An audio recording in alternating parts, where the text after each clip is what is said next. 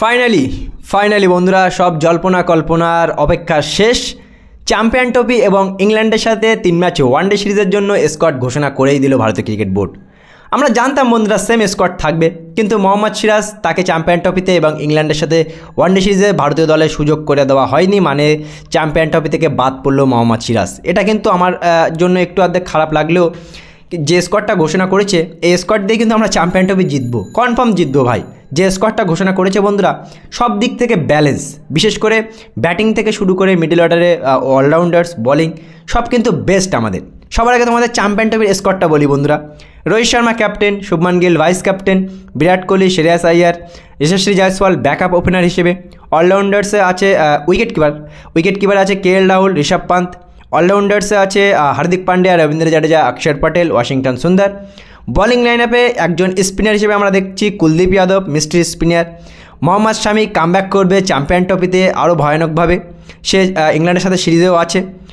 ওদিকে আমরা দেখছি জসপ্রীত বুমরা আর আর্শদীপ সিং। মানে ফাস্ট বোলিং লাইন আপে আমরা দেখতে পাচ্ছি দীর্ঘদিন ভারতের ভালো পারফরমেন্স করা ওয়ানডেতে মোহাম্মদ সিরাজের জায়গা হয়নি এবারে চ্যাম্পিয়ন ট্রফিতে, এটা কিন্তু আমি শক বন্ধুরা। এই যে স্কোয়াডটা ঘোষণা করেছে আমরা জানতাম বন্ধুরা সেম স্কোয়াড থাকবে। অনেকেই ধারণা করেছিল হয়তো সঞ্জু স্যামসনের নাম উঠে আসছিল, কিন্তু আমরা জানতাম যে কে এল রাহুল আর ঋষভ পান্তি সুযোগ পাবে।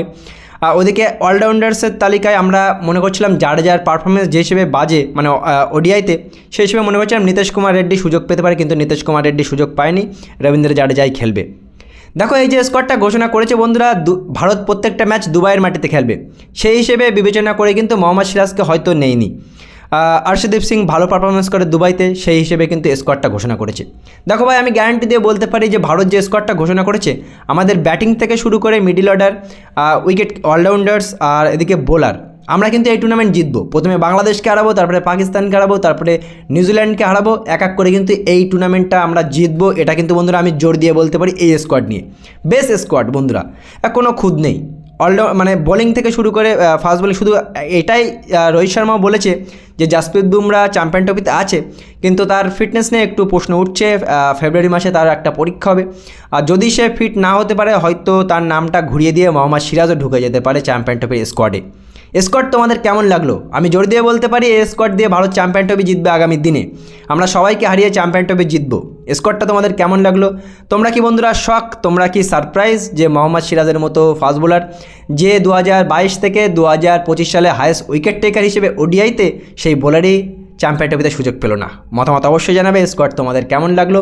এই স্কোয়াড দিয়ে কি আমরা চ্যাম্পিয়ন ট্রফি জিততে পারবো? আমার তো মনে হয় বন্ধুরা স্কোয়াডটা খুবই সুন্দর হয়েছে, ব্যালেন্স হয়েছে।